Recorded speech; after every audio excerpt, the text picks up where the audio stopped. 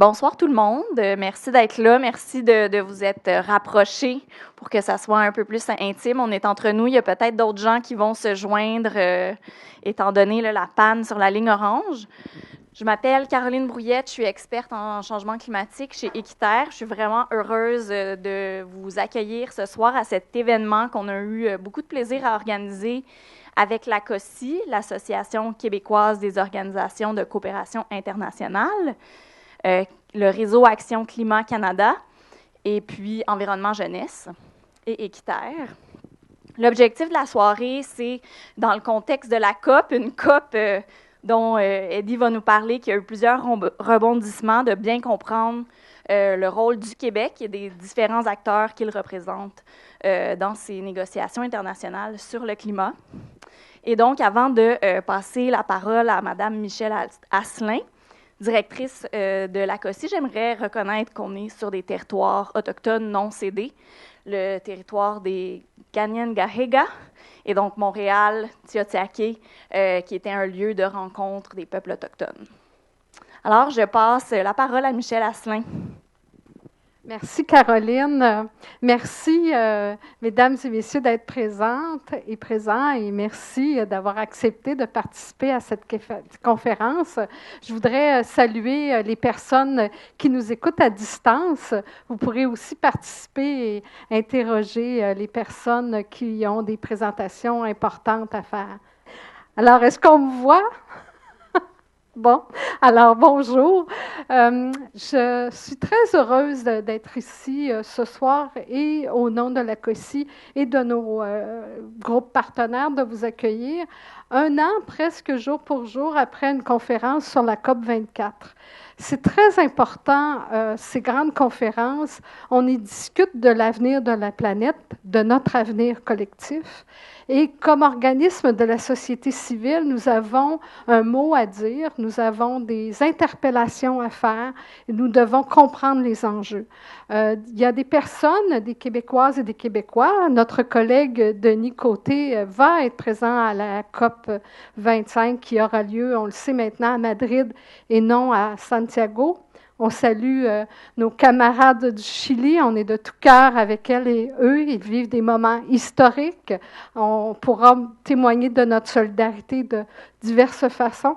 Alors, c'est très important d'expliquer, de présenter les enjeux et de poursuivre un dialogue avec les organismes de la société civile, avec la population québécoise. Alors, c'est le but de cette conférence ce soir. Et elle se situe dans l'ouverture des Journées québécoises de la solidarité internationale qui ont pour thématique la justice climatique.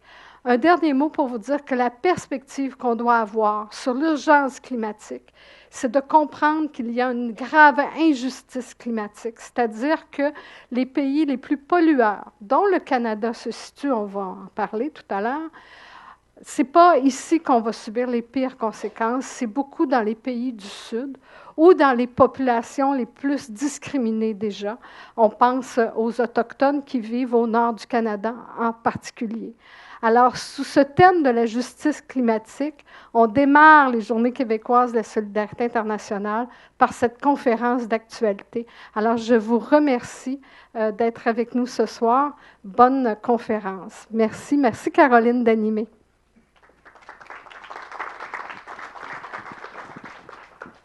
Merci beaucoup, Michèle. Donc, j'ai le plaisir d'introduire Eddie Pérez. Eddie Pérez, qui est l'analyste de politique internationale du réseau Action Climat. D'abord, une petite bio pour Eddie. Donc, Eddie est expert en matière de politique climatique internationale. Il a été formé par Al Gore pour devenir un ambassadeur climatique au Canada. En 2014, il a réalisé un voyage du Canada jusqu'au Chili en transport collectif seulement pour sensibiliser des citoyens dans 12 pays à la question de la crise climatique. Et puis, il a également fait une maîtrise en gouvernance climatique à l'INRS,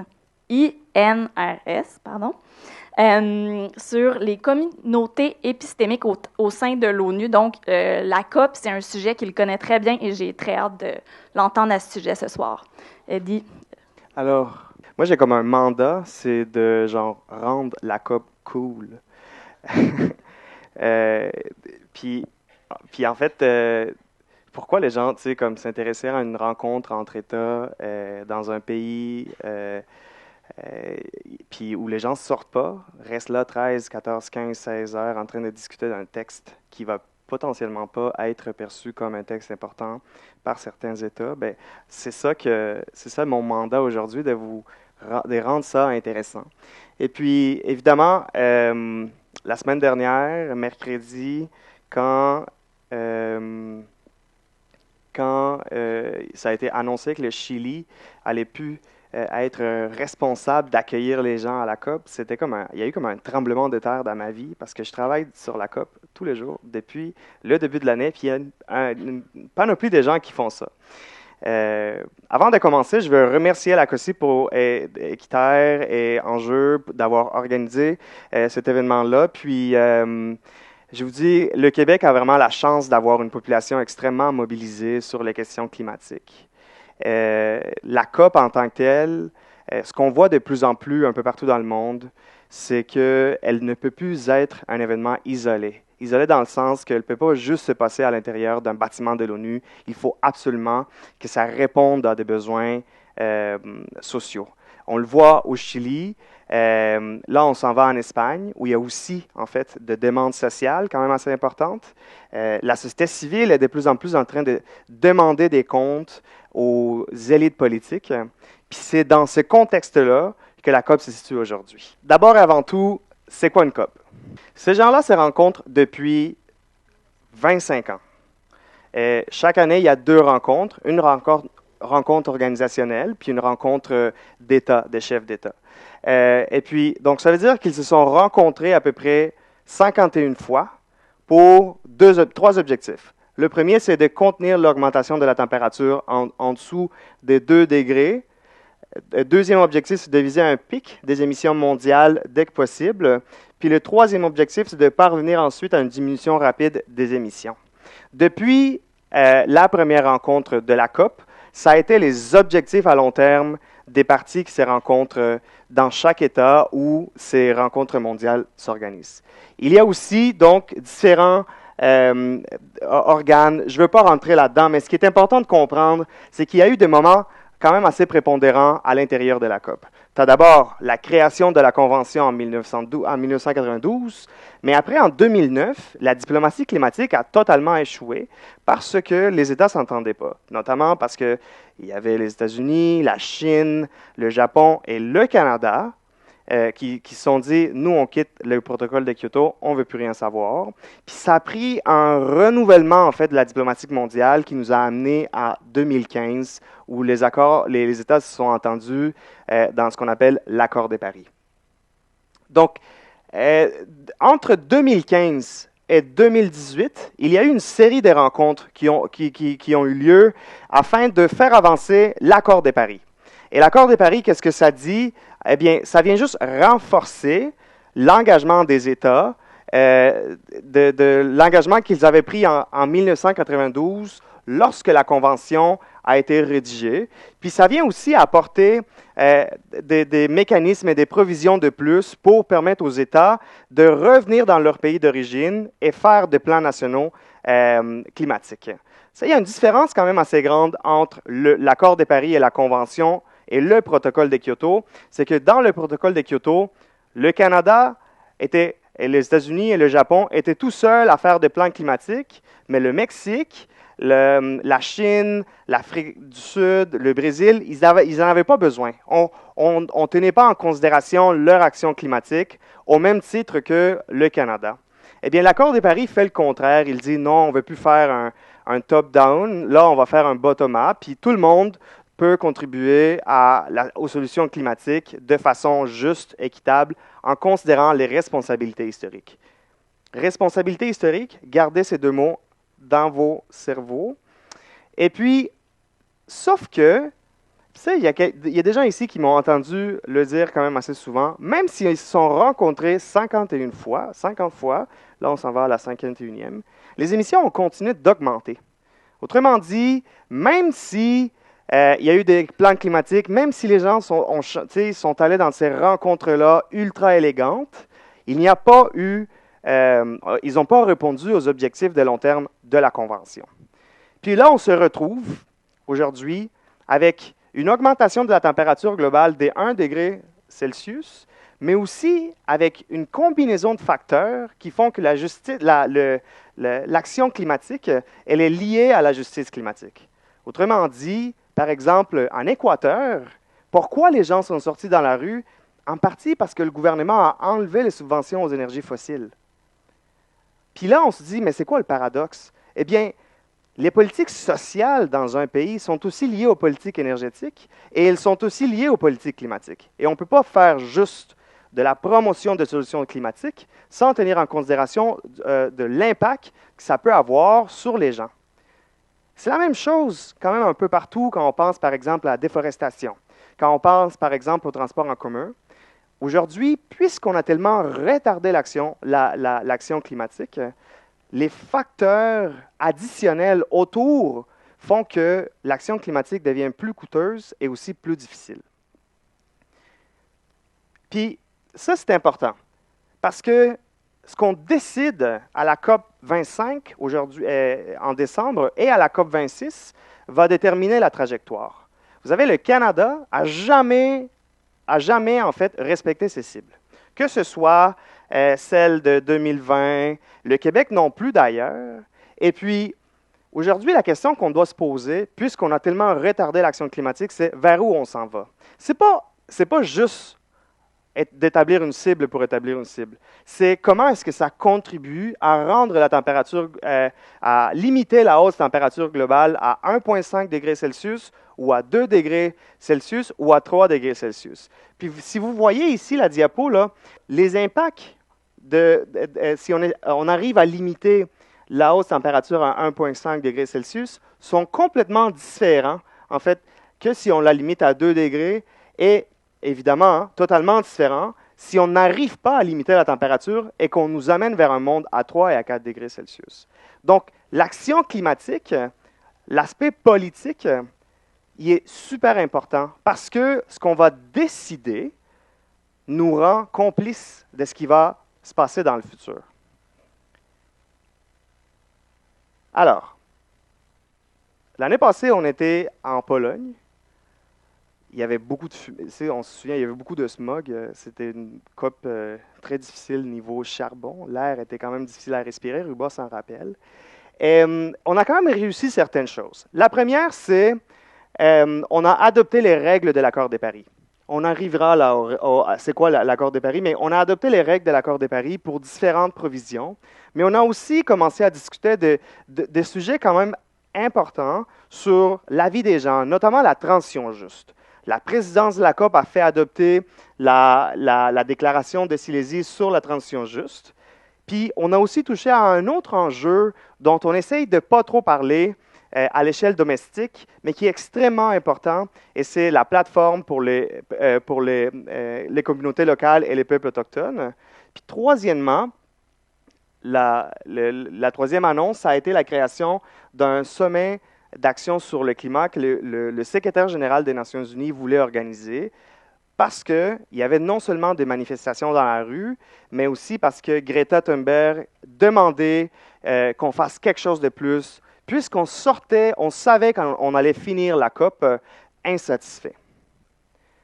Puis, à l'intérieur de l'accord de Paris, chaque article de l'accord de Paris comprend de mesures différentes. Que ce soit l'article 4, notamment les plans climatiques nationaux, par exemple le PEC. Le PEC est un plan climatique à l'échelle régionale, mais c'est l'équivalent en fait du NDC du Canada, du Mexique, etc. Après, l'article 6, c'est celui sur la coopération sur le marché du carbone, les échanges entre un pays et l'autre. Eh bien, je l'ai mis en rouge parce que c'est le seul article de l'accord de Paris où on n'a pas été capable d'adopter des règles. Et c'est parmi les grandes choses qui devraient se passer à la COP cette année, c'est l'adoption des règles pour le marché du carbone à l'intérieur de l'accord de Paris. L'article 7, c'est sur l'adaptation, 9 sur la finance, 10 sur la technologie, 13 sur le renforcement des capacités à l'échelle locale, nationale, 14 sur le bilan mondial qui se fait chaque 5 ans afin de voir si on a réellement fait du progrès. équin sur la reddition des comptes pour voir si les États sont réellement en train de faire ce qu'ils ont dit qu'ils faisaient. Alors, je vous ai dit qu'on est parti insatisfait de Pologne, puis tout au long de l'année, en 2019, il y a eu des manifestations climatiques. Puis, il y a eu deux forces qui se sont installées, qui sont les deux forces qui représentent le contexte autour de la COP 25 cette année. D'un côté, des pays comme le Canada n'ont pas encore signalé qu'ils étaient prêts à rehausser l'ambition de leurs plans climatiques nationaux. Il n'y a pas eu encore une déclaration officielle. D'ailleurs, même au Québec, il y a une volonté de réviser les plans climatiques. C'est ça que le PEC est en train de faire. Et là, il faut définir qu'est-ce que ça veut dire un plan climatique sérieux. Donc, on verra lorsque le PEC donnera une conclusion, bien, on verra s'il y a une différence entre le plan climatique que le gouvernement avait essayé d'implanter, puis celui qu'on va implanter de 2020 en 2030. Aussi, en 2019, il y a à l'intérieur des grandes rencontres internationales, le G7 et le G20 sont dirigés par deux États qui s'opposent à l'action climatique. Les États-Unis, qui aujourd'hui a annoncé qu'il allait quitter l'accord de Paris, puis l'Arabie saoudite, qui est un pays pétrolier qui est reconnu pour bloquer les négociations internationales contre l'accord, qui s'est opposé en fait à la reconnaissance du rapport du GIEC l'année passée. Et puis, le lobby du pétrole, il a une nouvelle stratégie. La nouvelle stratégie du lobby du pétrole, c'est de se dire qu'ils sont des leaders climatiques. Parce qu'ils proposent des technologies, parce qu'ils proposent la décarbonisation de ces secteurs-là en se basant sur des technologies qu'on ne connaît pas aujourd'hui, notamment la séquestration de carbone. Mais de l'autre côté, il y a une autre force, et c'est la force qui nous donne un peu d'espoir à l'intérieur de ce monde sombre que sont les COP. D'abord, la neutralité carbone devient la norme, même au Canada. Pour ceux et celles qui ont voté, qui a voté? Tout le monde a voté ici? La majorité d'entre nous, on a voté pour un parti qui, au moins, a dit qu'il voulait atteindre la carboneutralité. Eh bien, ces termes-là étaient inconnus au Canada il y a 2 ans. Cette année, c'est devenu la norme à l'intérieur des partis politiques. Puis aujourd'hui, 70 pays ont annoncé qu'ils souhaitent réviser la hausse de leur plan climatique. 60 se sont engagés à rendre leurs économies carboneutres d'ici 2050. Et les secteurs privés, je suis extrêmement content d'avoir Mario ici avec nous aujourd'hui, est en train de faire quelque chose que même le Canada n'a pas réussi à faire encore. Ils se sont mis ensemble à l'échelle mondiale, les investisseurs, et ils ont dit il faut rendre notre portfolio carboneutre d'ici 2050. Puis le climat devient un enjeu de mobilisation intense et ça nous ramène à ce qui s'est passé au Chili et ça nous ramène aussi aux futures COP qui vont se passer dans des États qui vivent des moments sociaux quand même assez importants. Mais là, qui veut réviser son plan climatique? Je vous l'ai montré. Il y a encore une absence. En fait, parmi tous les pays qui ont dit qu'ils voulaient réviser leur plan climatique, ça représente juste 7% des émissions de gaz à effet de serre. Alors, où est le G20 là-dedans? Où sont les grandes économies? Puis, où est le Canada?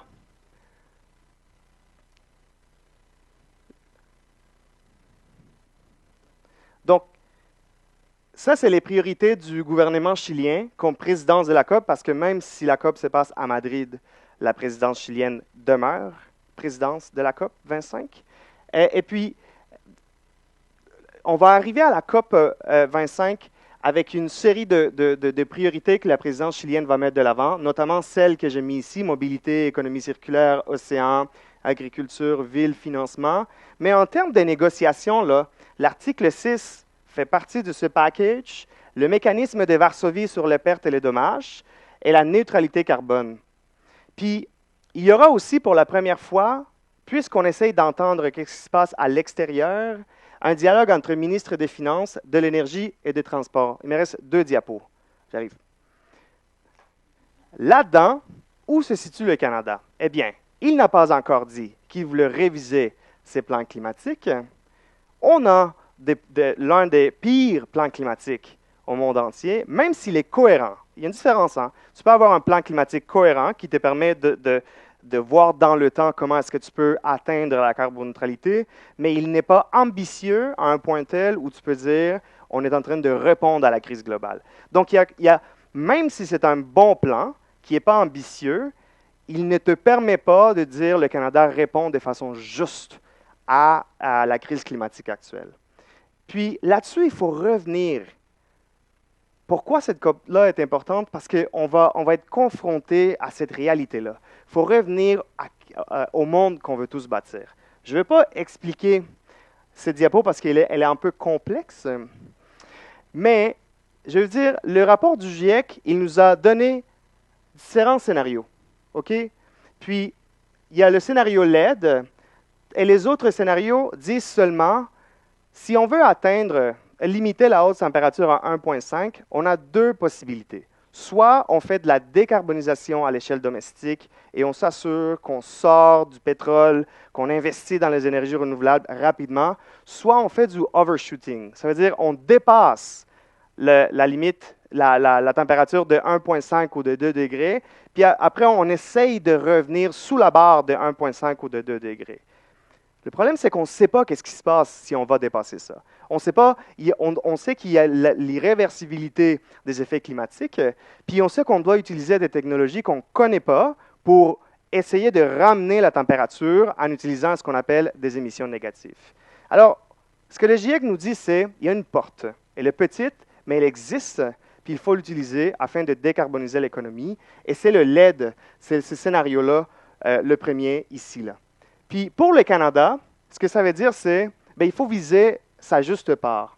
Et puis comme le Canada a contribué grandement à la crise climatique, comme Michel l'a dit aujourd'hui, et comme il récolte d'énormes avantages économiques, il doit aussi assumer sa juste part et il a une responsabilité morale quand même assez importante. Et donc, disons que si jamais il faut quantifier ce que le Canada devrait faire, il doit aider à la réduction des émissions mondiales de 2,3 % par rapport au niveau de 2010 en 2030. Ça équivaut à quoi? 140 % des émissions canadiennes en 2005. On a déjà dépassé notre budget carbone, juste en faisant ces calculs vraiment simples. Mais comme ce n'est pas possible, c'est quoi les calculs les plus ambitieux qu'on peut faire? D'abord, l'action domestique climatique, 60 % de réduction par rapport au niveau de 2005 d'ici 2030, atteindre la carboneutralité en 2050, puis aider les autres États, eux, à réduire leurs émissions de gaz à effet de serre. Parce qu'il faut, puisqu'on est déjà dans le négatif, il faut aller aider les autres. Ça commence par financer la juste part dans la coopération internationale, un 4 % à l'intérieur des pays de l'OCDE et donner 4 milliards. Puis au final, ce qu'on va faire à la COP, c'est décider quelle trajectoire on va choisir afin de soit limiter la température à 1,5, à 2 degrés, ou continuer comme on est en ce moment, afin d'atteindre des températures qui nous mènent vers un monde qu'on ne connaît pas. Merci. Merci beaucoup, Eddie. Je vais me mettre juste ici. Alors, je te remercie énormément, Eddie, d'avoir mis la lumière sur la notion de justice climatique. Je pense que c'est extrêmement important, puis tu l'as bien fait. Je pense que tu as réussi à rendre le tout intelligible et cool, d'une certaine manière. Donc, merci beaucoup pour tout ça.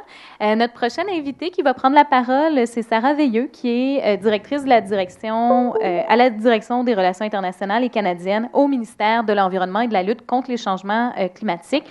Madame Veilleux est donc responsable de coordonner la participation aux négociations et à la mise en œuvre des activités, des actions menées par le gouvernement du Québec.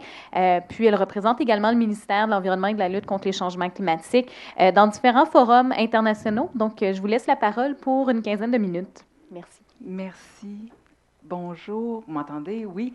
Un gros merci aux organisateurs de l'événement, de la conférence de ce soir. C'est un plaisir pour moi de représenter le gouvernement du Québec et le ministère de l'Environnement et de la lutte contre les changements climatiques en particulier. Ce soir, le défi qu'on m'a donné, c'est de vous parler un peu de comment les gouvernements infranationaux ont bâti la place qu'ils occupent maintenant et quel rôle ils ont à jouer et quels efforts ils ont à déployer aussi au cours des prochaines années pour faire reconnaître l'apport de ce qu'on appelle les non-partis de la Convention cadre, que sont les gouvernements infranationaux, la société civile, les entreprises privées aussi. Donc, je vais rester proche d'ici, là, mais là, je vais pouvoir utiliser ça. Donc, c'est le plan de ma présentation que je vais devoir raccourcir légèrement de ce que je comprends. Donc, je vais y aller avec les principales étapes là, pour comprendre pourquoi on agit, on est un acteur engagé dans les processus de négociation. Le leadership du Québec aussi sur la scène climatique internationale, les partenariats internationaux qu'a développé le Québec au cours, en particulier, des 10 dernières années. Je vais vous parler de nos objectifs pour la COP25, puis des actions du Québec pour soutenir la participation de la société civile et du secteur privé québécois pour la COP de Madrid, sous la présidence du Chili. Donc, comme le mentionnait Eddie, c'est une place qui s'est développée graduellement, que c'est la place des gouvernements infranationaux.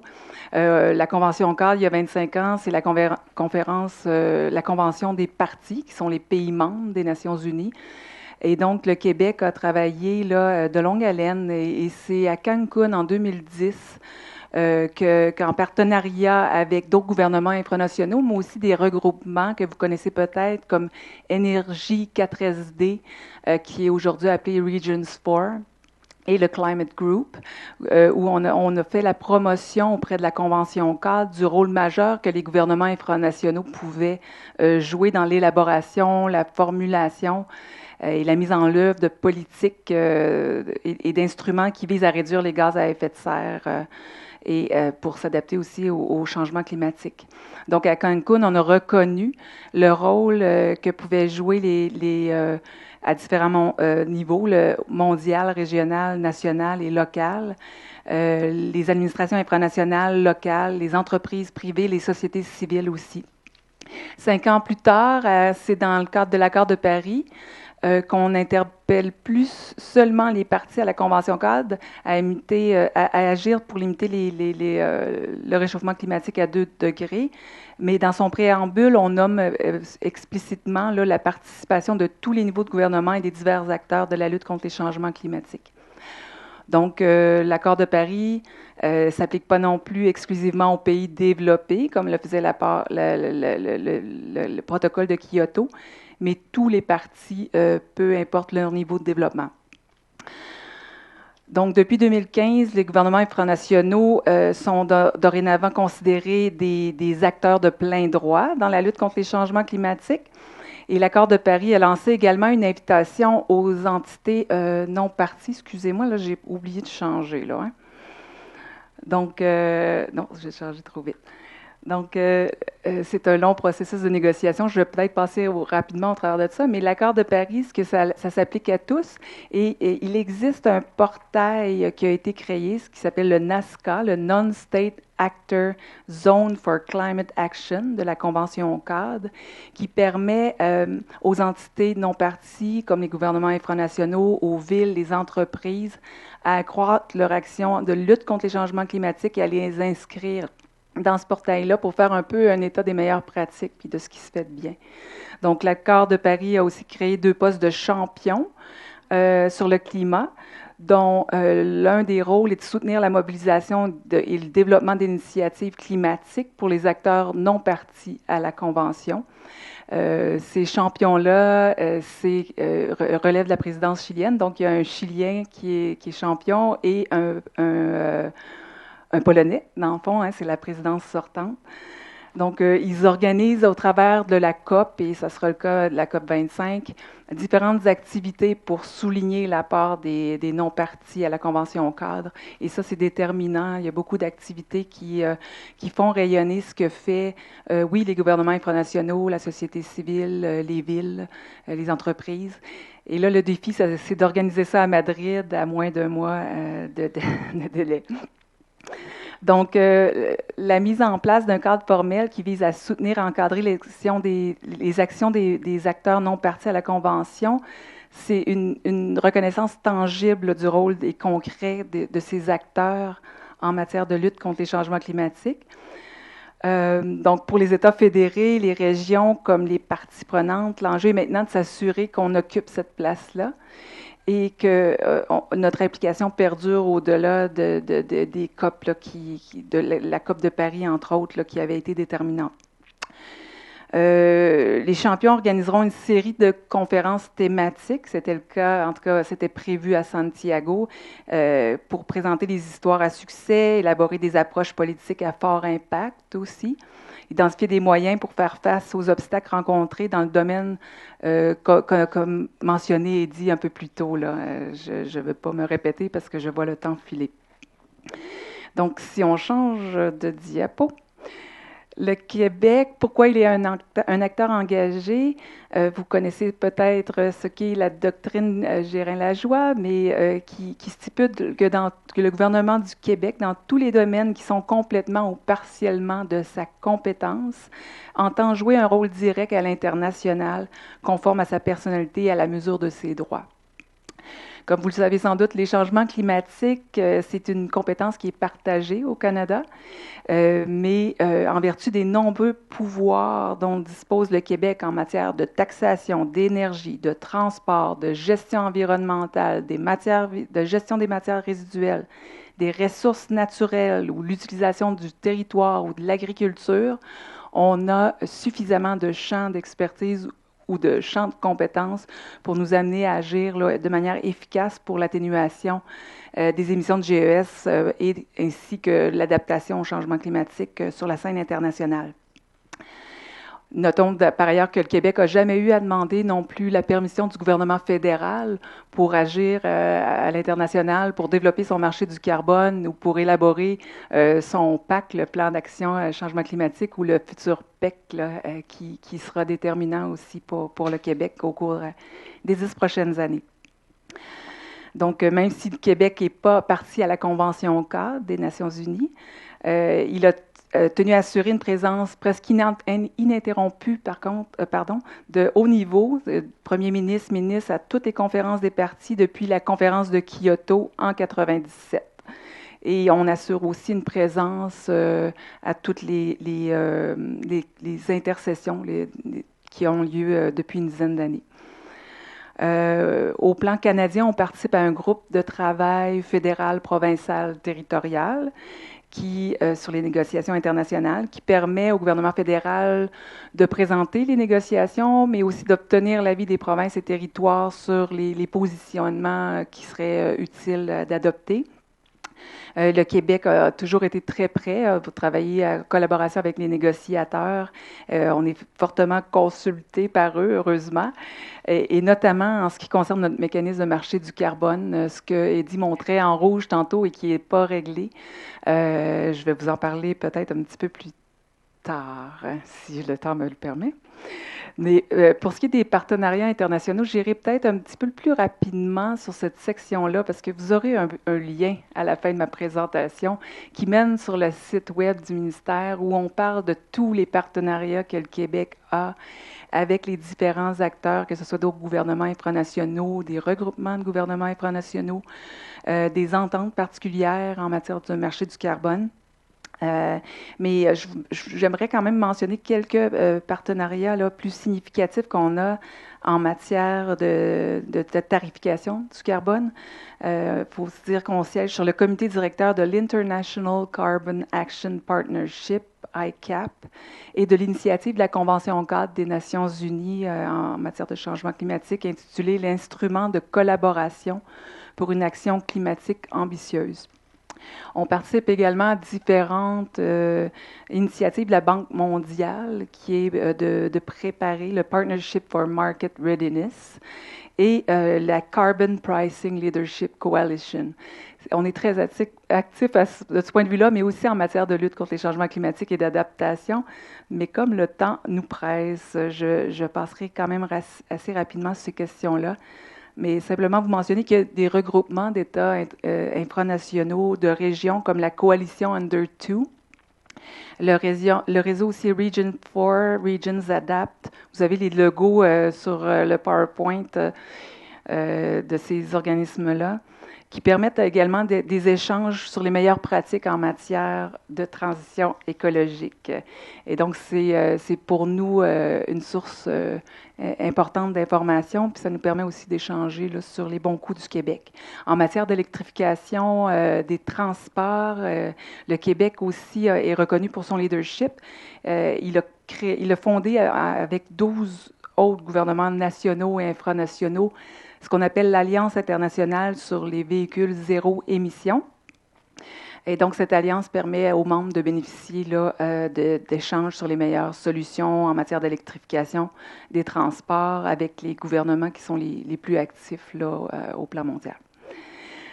Lors de la conférence de Paris sur le climat, on a beaucoup parlé aussi, le Québec a annoncé l'adoption de différentes mesures de coopération climatique destinées à soutenir les actions de lutte contre les changements climatiques des pays francophones les plus vulnérables et les plus exposés aux impacts des changements climatiques, là, comme Mme Lasselin le mentionnait. Ce sont ces pays-là que le Québec tente de soutenir, notamment par le Programme de coopération climatique internationale, le PCCI, qui permet d'appuyer des projets de coopération internationale du secteur privé du Québec, entre les milieux universitaires, de la recherche, de la coopération internationale et du secteur privé du Québec d'une part, et des pays francophones d'autre part.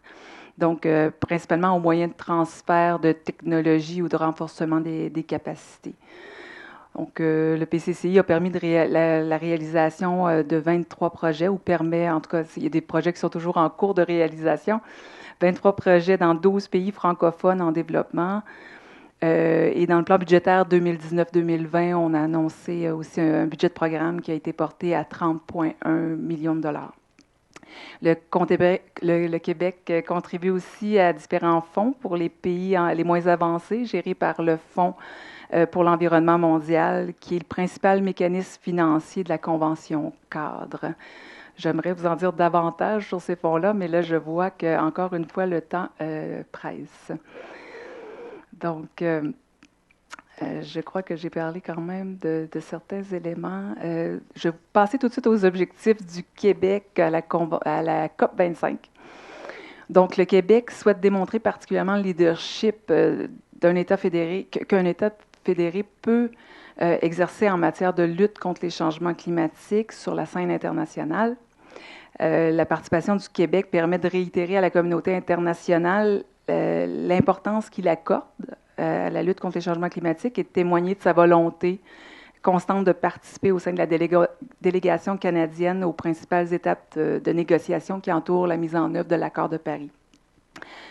On souhaite en particulier mettre en valeur les initiatives du Québec, mais notamment les mécanismes de marché du carbone.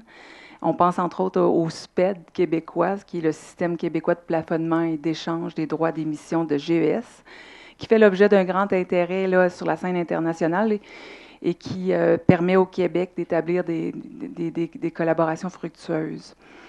Évidemment, là, dans le cadre des négociations, le Québec va être appelé à travailler de concert avec la délégation canadienne, à assurer qu'il y ait une reconnaissance là, de la comptabilisation qui se fait en matière de tarification carbone, notamment pour son marché lié avec la Californie.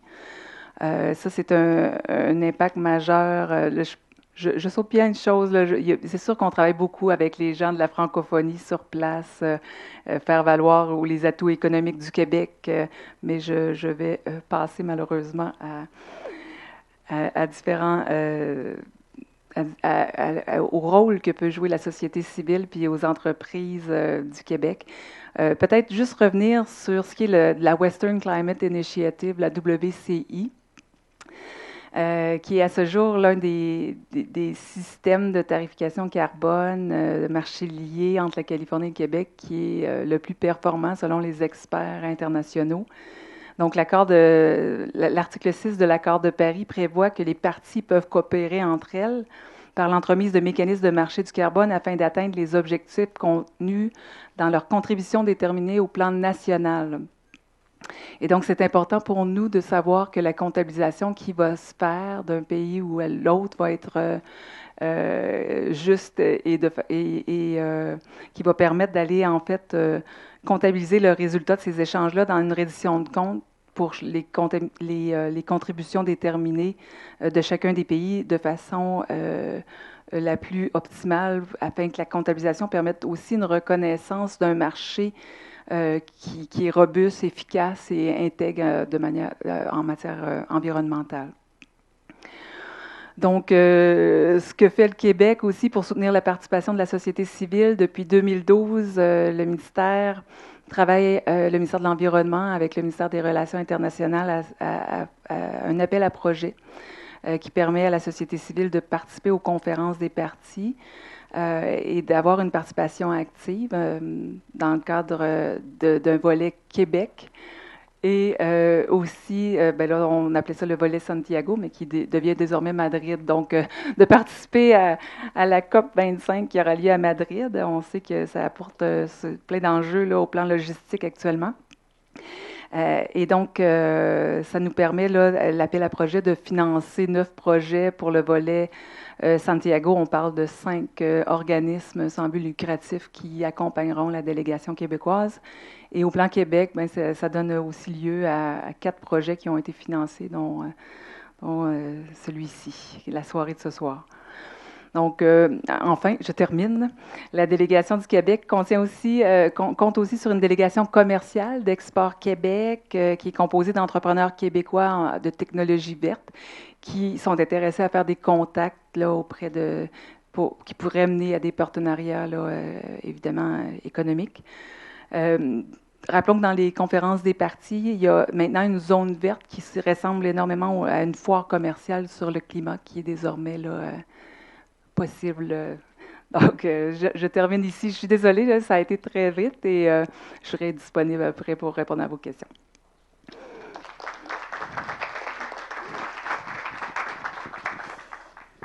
Merci beaucoup, Madame Veilleux, pour vos remarques. Comme Eddie le disait tantôt, dans le contexte de grands émetteurs internationaux qui sont un petit peu absents de la map, en bon québécois, c'est certain que les États fédérés ont un rôle important à jouer, surtout quand, comme le Québec, ils ont une responsabilité puis une capacité accrue, en plus d'être extrêmement bien positionnés pour pouvoir jouer un rôle de leadership. On peut penser à nos grandes ressources en énergie renouvelable au Québec. Donc, j'ai maintenant le plaisir de présenter M. Mario Tremblay.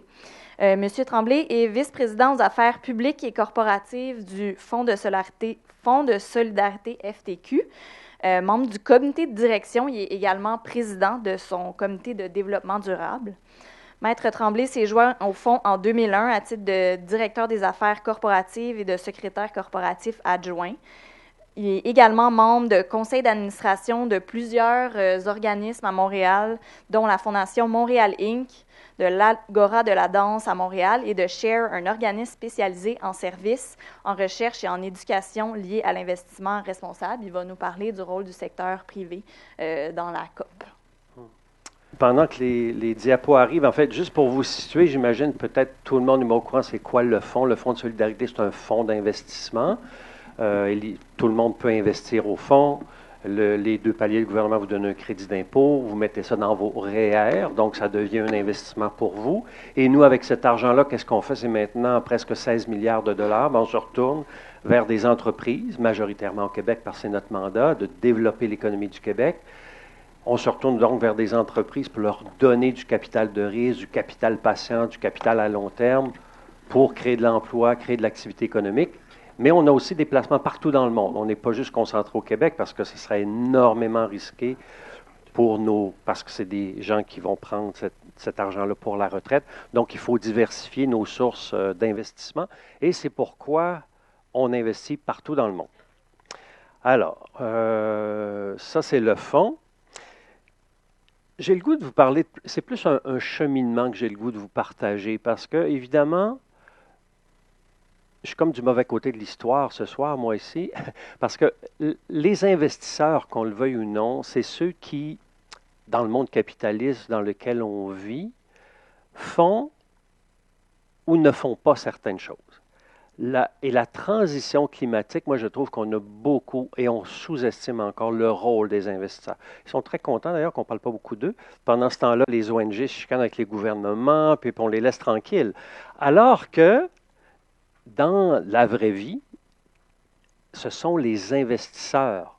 Oui, les politiciens ont un rôle à jouer, mais les investisseurs ont et vont avoir un rôle capital à jouer parce que c'est eux qui possèdent maintenant les entreprises. Les entreprises maintenant sont possédées par qui? Par des fonds d'investissement. KKR de ce monde, des fonds, la Caisse de dépôt, nous autres, on n'est rien, 15 milliards, mais c'est nous qui finalement parlons tous les jours aux entreprises, aux compagnies pétrolières ou à toutes les compagnies. On leur parle probablement bien plus souvent que les politiciens eux-mêmes. Donc, je trouve que dans ce débat-là, on sous-estime le rôle fondamental que vont jouer ou ne joueront pas les investisseurs. Nous, notre rôle, évidemment, on a été créé par la FTQ, qui est un syndicat, le plus grand syndicat au Québec. Et je dirais notre cheminement est lié au cheminement du monde syndical aussi. N'oubliez pas que pour le monde syndical, il y a jusqu'à quelques années, les changements climatiques, ça faisait juste peur. Parce que leurs membres sont où? Bien, ils sont partout, mais ils sont aussi dans les compagnies pétrolières, sont aussi dans les compagnies de charbon. Et les syndicats savent très bien qu'historiquement, c'est les travailleurs dans le monde qui ont payé les frais de toutes les transitions qu'il y a eu. Les transitions technologiques. Regardons l'ubérisation du monde. C'est qui paie tout ça? C'est les travailleurs, les citoyens, mais les travailleurs aussi. Donc, pour les syndicats, pendant très longtemps, ils ont été parfois même en résistance de peur que cette transition-là se fasse sur le dos de leurs membres et des travailleurs. Et ils ont cheminé. Et je vous dirais, puis Eddie pourra vous en parler, que ce soit au Québec ou dans le monde, le mouvement syndical a beaucoup cheminé. Grâce au concept justement de transition juste. À partir du moment où on dit aux travailleurs, aux communautés, ces changements-là ne se feront pas sur votre dos, ils sont prêts à faire partie de la conversation et du changement. On a juste à penser, qu'est-ce qui s'est passé aux élections américaines quand Trump est devenu président? Quels États ont fait élire le président Trump? C'est contre-intuitif. Des États où il y a des cols bleus, des travailleurs, qui se sont révoltés contre l'establishment, contre l'élite démocrate, parce qu'ils ont eu l'impression, à tort ou à raison, je ne suis pas là pour juger, mais à tort ou à raison, ils ont eu cette impression d'être laissés de côté, left behind, comme on dit souvent. Et je trouve que ce cri-là, on ne l'a peut-être pas assez entendu. Et c'est dans ce cas-là que les gens vont vers des solutions qui n'en sont pas, comme la droite, le populisme, etc. Donc, le concept de transition juste vient dire aux travailleurs et aux communautés, nous allons faire le changement, mais on va vous accompagner. Et c'est à partir de ce moment-là que des investisseurs comme nous, on s'est mis à bouger. Et pour nous, notre cheminement, ça a été beaucoup, donc, la pierre angulaire, une transition énergétique juste. Eddie l'a dit, c'est au cœur de l'accord de Paris, c'est dans le préambule, en fait. L'accord de Silésie en Pologne l'a reconfirmé. Donc, le mouvement syndical, maintenant, moi, j'ai entendu des présidents de syndicats qui disent en anglais « There will be no job on a dead planet ».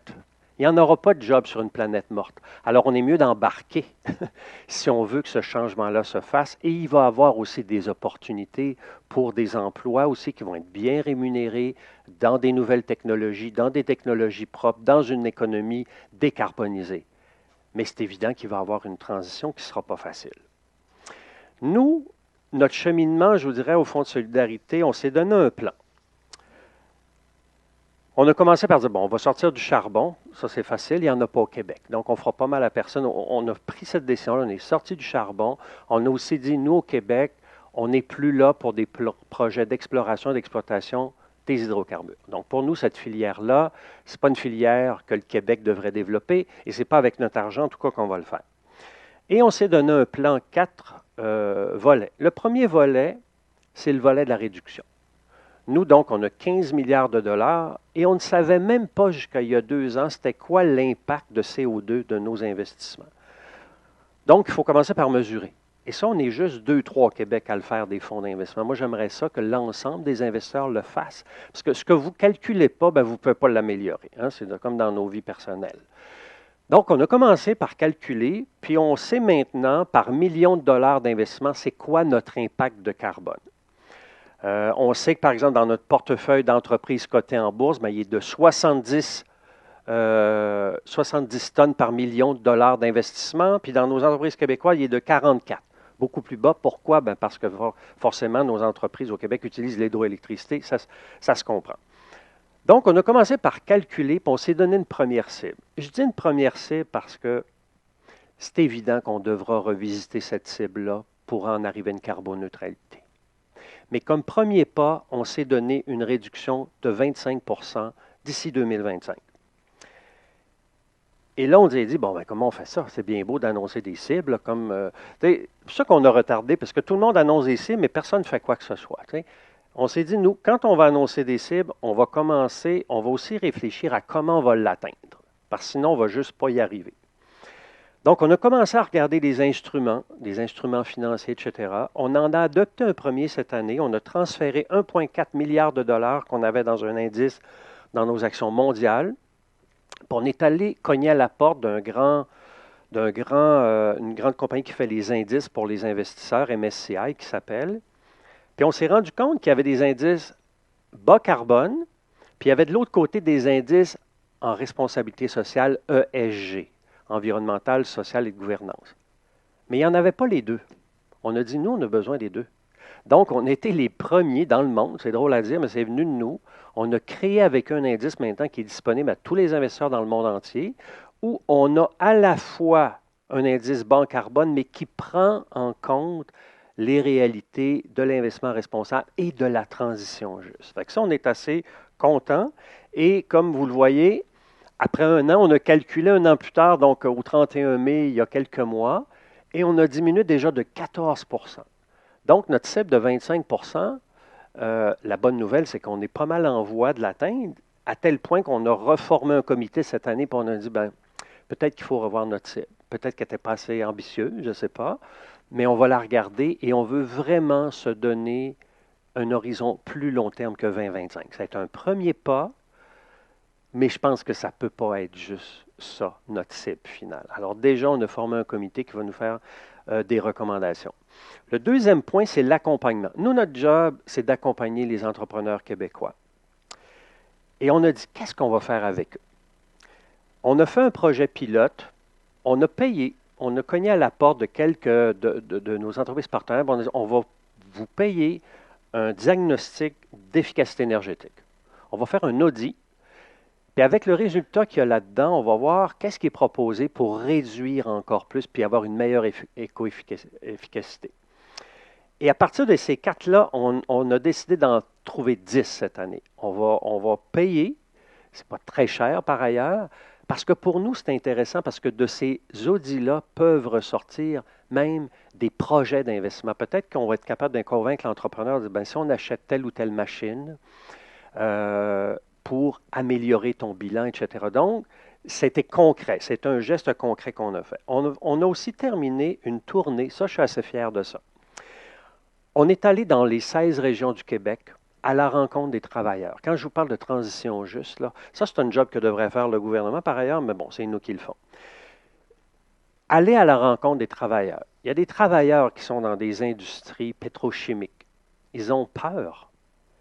Donc, on va à leur rencontre. On a fait un bilan avec l'Institut Recherche en économie contemporaine de chaque région du Québec. Quel est leur bilan? Ce qu'on appelle un SWOT analysis, là, force, faiblesse, opportunité, menace. Puis on met ça devant les travailleurs de telle région, on jase avec eux, on a une conversation avec eux sur cette transition-là dans leur région. De quoi ont-ils peur? C'est quoi leur force dans leur région? C'est quoi leurs limites? C'est quoi les opportunités? Et on a une conversation avec eux qu'on veut en continu. Puis je me suis fait dire que le résultat de cette rencontre-là, de cette tournée-là, c'est que dans quelques régions, il y a des comités de travailleurs qui se mettent en place pour commencer à avoir le dialogue avec des entrepreneurs pour dire, oui, mais toi, tu vas faire quoi? Nous, on va perdre notre job peut-être dans 10 ans parce qu'on est dans une industrie de pétrochimie. C'est quoi votre plan? Qu'est-ce qu'on va faire? Comment on peut vous accompagner? Fait que ça, c'est un geste concret aussi qu'on a posé. Bon, on a fait certains investissements, je passe par-dessus parce qu'on n'a pas le temps. On a fait des investissements notamment dans des fonds pour accélérer justement la carboneutralité. Et le dernier point, j'ai appelé ça, sur la dernière, être un leader. On a un rôle à jouer dans le monde. Puis je suis assez fier, on a fait un travail avec la London School of Economics puis Harvard.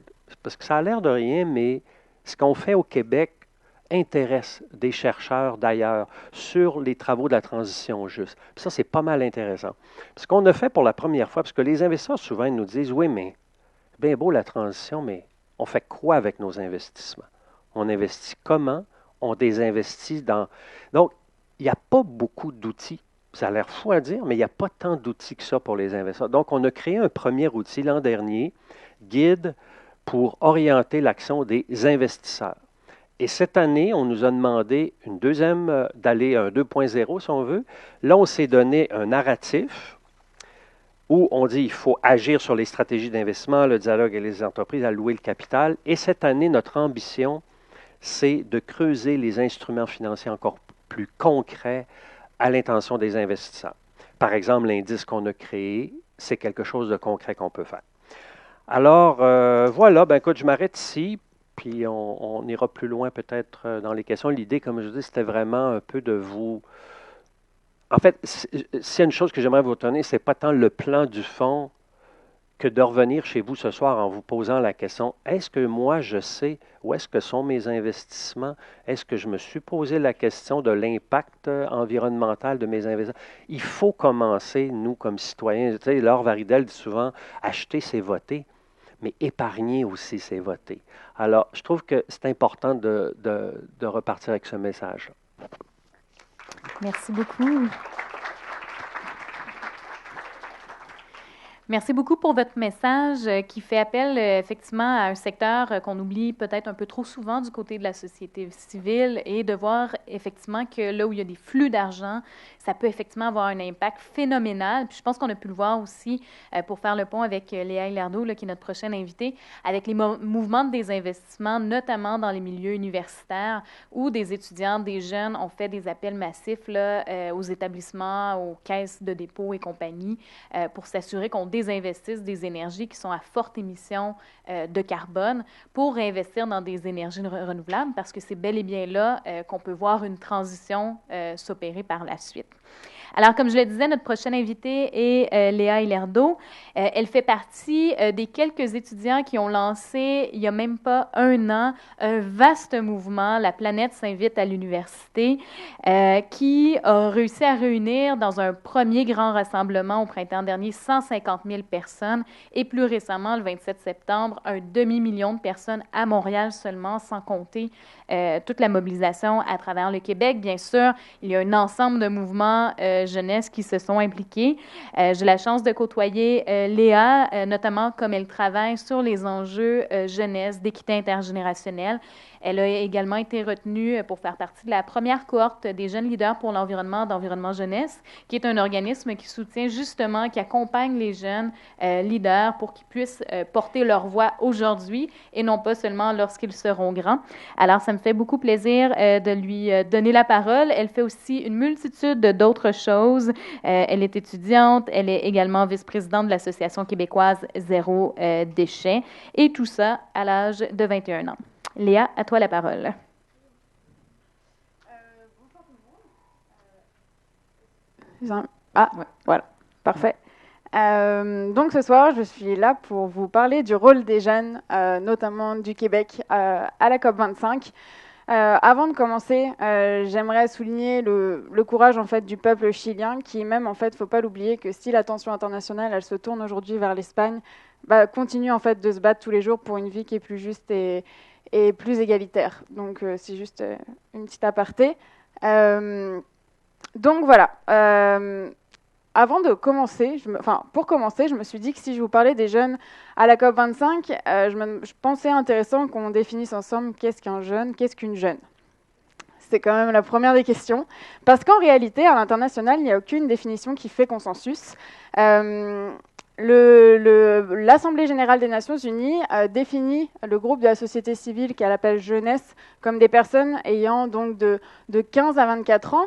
Mais en ce qui concerne la Convention cadre des Nations Unies sur les changements climatiques, dans les principes directeurs pour la participation des ONG, il est inscrit que les participants doivent minimum avoir 18 ans pour participer, mais ça c'était jusqu'en 2017, parce qu'en 2017, l'âge a été abaissé à 16 ans, donc on se rend compte qu'on a de plus en plus envie d'intégrer des personnes d'un plus jeune âge, et les personnes qui sont considérées donc comme mineures en dessous de 16 ans peuvent s'inscrire à condition d'être accompagnées d'une personne d'au moins 21 ans. Donc c'est ça, c'est une définition, en fait on va plus s'identifier comme jeune plus qu'être entre tel et tel âge. Par exemple, au Canada, Statistique Canada utilise une échelle entre 15 et 34 ans pour définir ce qu'est un jeune. Donc voilà, c'est comme ça que ça se passe. Je dirais que dans l'ensemble des Nations Unies, jusqu'à 30 ans, on va s'identifier comme jeune, on peut s'identifier comme jeune, sachant qu'on peut y participer à partir de l'âge de 16 ans. Donc voilà. À partir de là, on peut se demander, je vais vous présenter qui sont les jeunes du Québec qui vont participer à cette COP25 et quel rôle comptent-ils jouer. Au Québec, on a donc 4 délégations qui vont se rendre à la COP.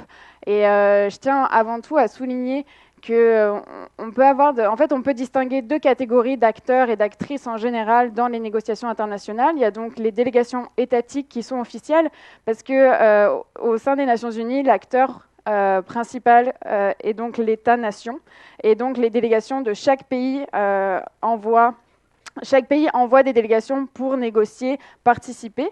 Et donc ça, ensuite, les délégations peuvent intégrer au sein de leur équipe des personnes jeunes. Mais de façon générale, on retrouve les jeunes dans la 2e catégorie, donc des acteurs non étatiques, qui sont donc les groupes de la société civile. En général, on va surtout retrouver des jeunes dans ces délégations-là, comme en fait les 4 que je vais vous présenter ici.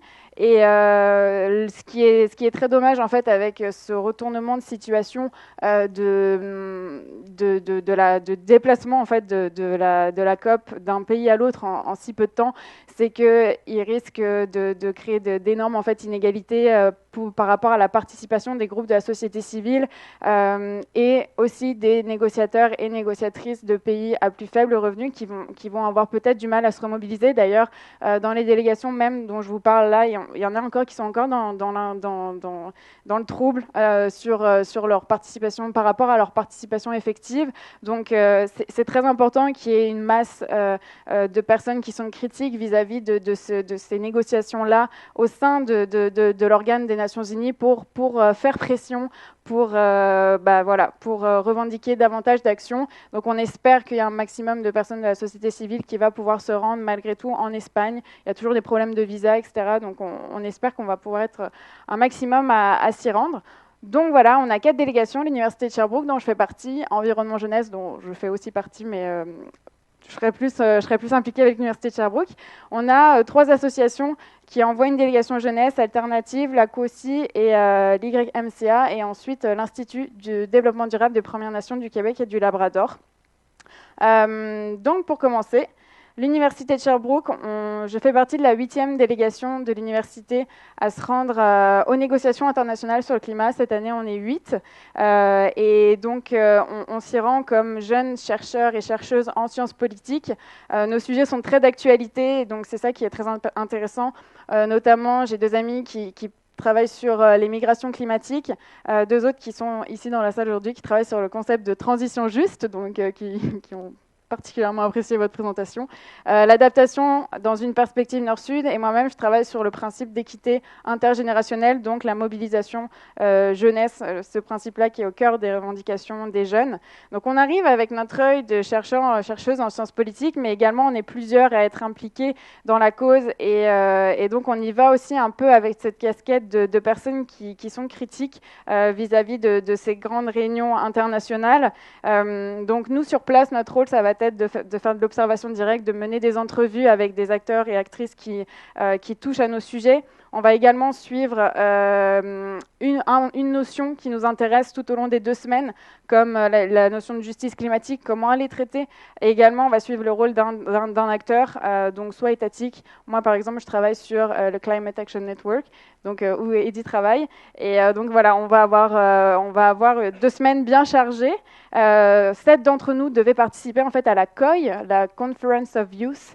Donc ça, en fait, c'est peu connu, mais ça fait depuis 2009 que les jeunes s'organisent en fait chaque année. Donc là, on était à la 15e, la COY 15, où en fait, ça devait se passer. En fait, la COP se déroule du 2 au 13, et en fait, du 28 au 30, les jeunes, il y avait environ 1000 jeunes qui devaient se rassembler à Valparaiso. Donc c'est à 2 heures de Santiago, et donc c'est organisé par le collectif Yungo, dont je vous parlerai un peu plus tard. Mais voilà, ça c'est encore une question de est-ce que les jeunes vont pouvoir se remobiliser. En ce moment, c'est en grande question. Est-ce qu'ils vont pouvoir organiser quelque chose à Madrid? Donc voilà, c'est un travail de longue haleine. Ça fait 1 an qu'ils se préparaient, et on apprend au dernier moment que c'est annulé. Donc on espère aussi que la mobilisation jeunesse va pouvoir effectivement prendre forme. Donc voilà pour l'université de Sherbrooke. Ensuite, Environnement Jeunesse, donc un organisme qui promeut, qui fait de l'éducation relative à l'environnement, a lancé en fait cette année un nouveau programme de jeunes leaders en environnement, et qui envoie 5 jeunes à la COP25. Donc voilà, on est cette première cohorte qui en fait va être assez libre. Les jeunes vont être assez libres de travailler sur les sujets qui les intéressent. Leur enjeu va être, leur volonté en tout cas, c'est vraiment d'interpeller les décideurs, de leur rappeler l'urgence d'agir et la gravité de la situation. Donc voilà, c'est un rôle de plaidoyer qu'ils se sont donné, également de rendre des comptes à leur communauté, parce qu'à l'intérieur, il y a vraiment tellement d'enjeux, c'est très compliqué à comprendre. Donc je pense que c'est vraiment important des conférences comme celle-ci pour vulgariser ce que c'est que cette grosse machine-là. Je sais que Rodrigue, par exemple, à droite, travaille, il est beaucoup mobilisé contre le projet de gazoduc GNL Québec.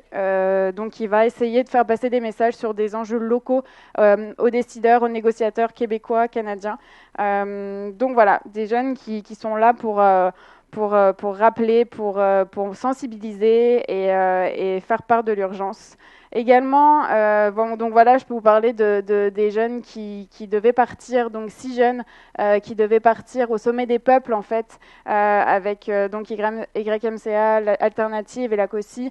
Leur participation est remise en question aussi parce que le sommet des peuples en fait, qui est un événement qui se déroule à la marge en fait des conférences des partis chaque année. C'est un grand événement qui est organisé par les mouvements sociaux qui luttent notamment contre le néolibéralisme et pour la justice climatique. Donc c'est des sommets en fait qui sont un peu alternatifs et qui permettent à des gens de la société civile de se rassembler et notamment qui visent à mettre de la pression sur les négociations internationales pour faire avancer les notions de justice climatique, environnementale et sociale.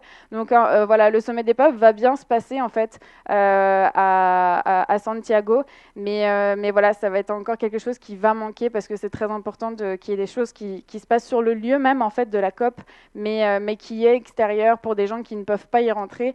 Donc on va voir ce qui va se passer pour ces six jeunes là. Cette année, notamment, devait y avoir 2 espaces spécifiques au sein du sommet, un sur les droits des peuples autochtones et un sur les droits des femmes.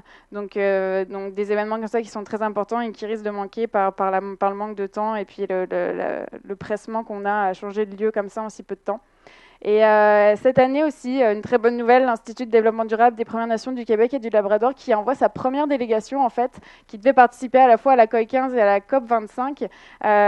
Donc c'est Karine Labrosse-Lapensée qui est chargée de projet en fait en changement climatique et en fait qui est une ancienne de la délégation de l'Université de Sherbrooke qui a lancé ce projet-là. Donc qui emmène 3 jeunes issus des Premières Nations du Québec qui sont déjà en fait impliqués dans leur communauté. Et pour eux, l'objectif c'était vraiment de sensibiliser, de ramener une expérience, de pouvoir compter cette expérience-là à leur communauté et également de promouvoir la présence des Premières Nations, des jeunes autochtones en fait, qui sont très peu nombreux, notamment les jeunes au sein de l'organe onusien. Également, comme Edith en a parlé, leur objectif commun, c'était de participer en tant qu'observateur à la plateforme, à la nouvelle plateforme du groupe de travail des communautés locales et des peuples autochtones, en fait, qui a été mise en place à la COP 21 et rendue opérationnelle à la COP 23. Parce que c'est ça, en fait, l'accord de Paris il cite que les parties, à son article 7.5, que les parties reconnaissent que l'action pour l'adaptation devrait tenir en compte et s'inspirer des meilleures données scientifiques disponibles et, selon qu'il convient, des connaissances traditionnelles, du savoir des peuples autochtones et des systèmes de connaissances locaux. Donc, l'accord de Paris le dit, il faut le savoir autochtone est important. Donc, c'est pour ça que cette plateforme-là doit vivre. Et donc voilà, c'était la mission que se donnait l'Institut.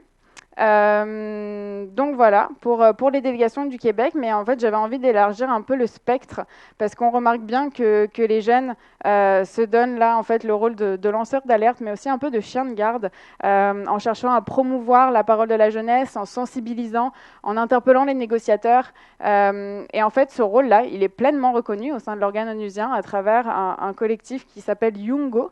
Donc Youngo, c'est l'acronyme qui veut dire les Youth NGOs, donc les organisations non gouvernementales jeunes. Youngo fait partie des 9 constituencies, donc on traduirait ça en français comme le groupe d'acteurs principal de la Convention 4 des Nations Unies. Donc les constituencies, en fait, ont une voix officielle dans les négociations internationales. Elles peuvent faire des interventions, avoir donc parler en plénière. En fait, ça a été mis en place dès 1992. En fait, il y avait des entreprises à la fois d'un côté et des organisations de défense de l'environnement qui avaient déjà créé des canaux avec les parties, avec le secrétariat des Nations Unies, et puis qui ont décidé de se former en plus gros groupes pour avoir de plus en plus d'influence. Donc en fait, en 92, ça a déjà commencé avec les BINGO, qui étaient Business and Industries NGO, et les ENGO, les Environmental NGOs, et ensuite sont venus s'ajouter Women and Gender, Farmers et les agriculteurs, et Youngo en 2009. Youngo a donc une voix officielle au sein des Nations Unies. Aujourd'hui, Youngo, il y a une participation individuelle et aussi donc d'ONG jeunesse. Donc aujourd'hui, ils sont plus de 300 ONG basées dans plus de 72 pays.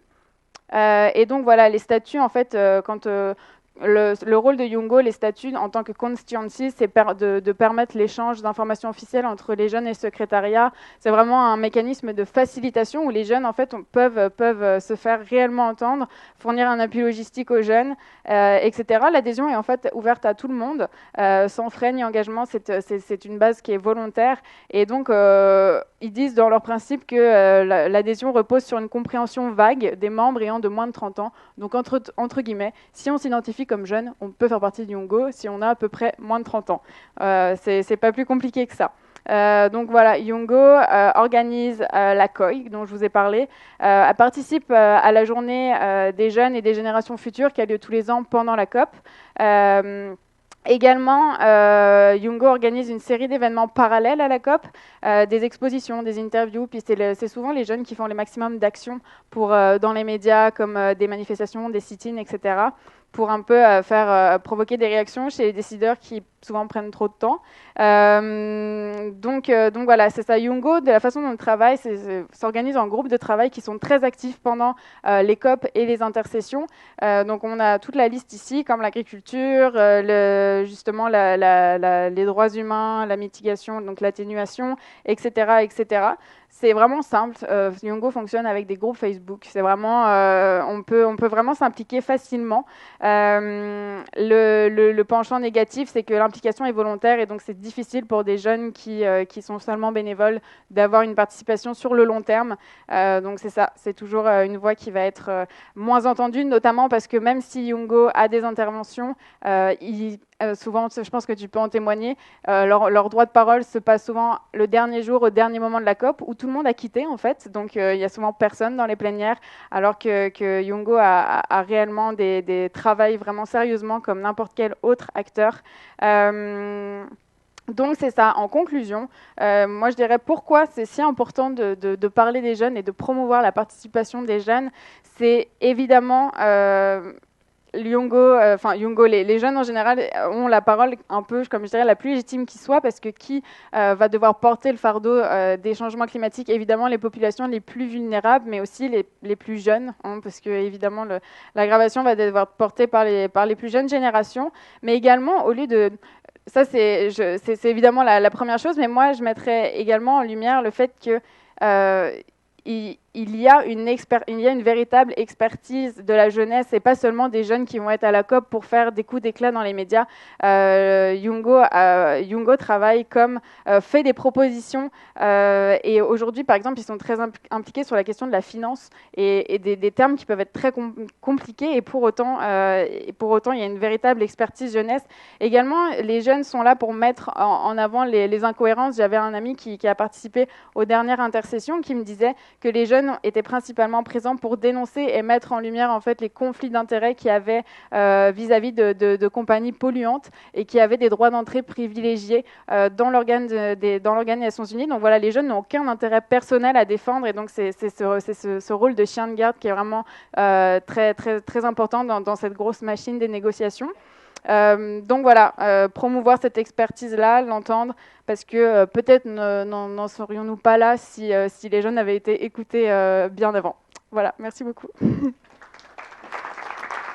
Merci beaucoup, Léa, pour ta présentation. Je pense que ça donne bien le ton là, pour la suite des échanges.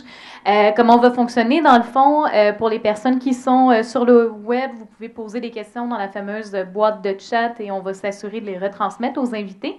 Donc, lorsque vous allez avoir votre question, je vous invite à vous nommer, si vous êtes affilié à une organisation, à le mentionner également et adresser votre question, votre commentaire à une des personnes ou à plusieurs personnes qu'on a à l'avant. Alors, il y a des micros qui sont répartis dans la salle, puis pour s'assurer que les questions soient bien entendues aussi à distance, je vous inviterai à poser vos questions à même les micros.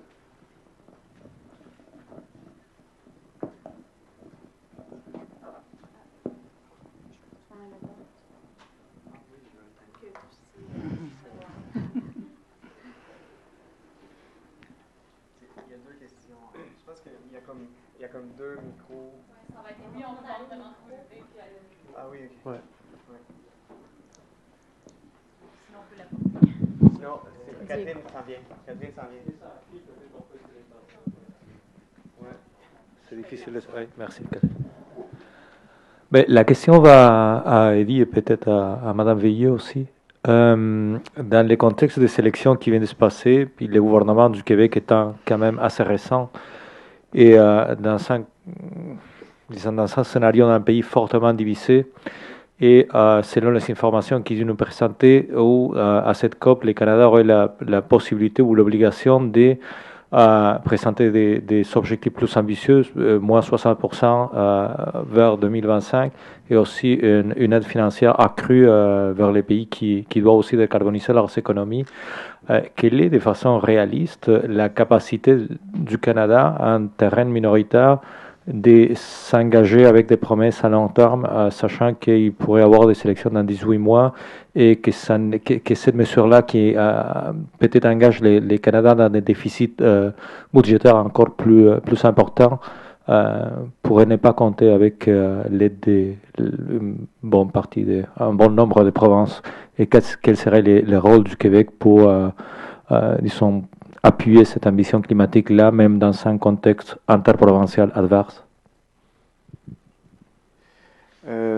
Alors, c'est une très bonne question, puis la question, elle a deux volets.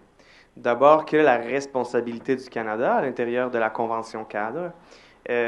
Lorsque le Canada s'est engagé à respecter l'accord de Paris en 2015, il s'est aussi respecté à reviser sa contribution au son plan domestique, NDC, appelle-le comme tu veux, chaque 5 ans. Autrement dit, le gouvernement canadien, en 2020, puisqu'il a un plan climatique pour 2030, il doit reviser ce plan-là.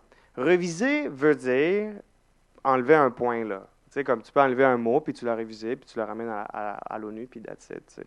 Donc, puisque il y a une flexibilité à l'intérieur du droit international, le Canada n'est pas forcé à faire quoi que ce soit.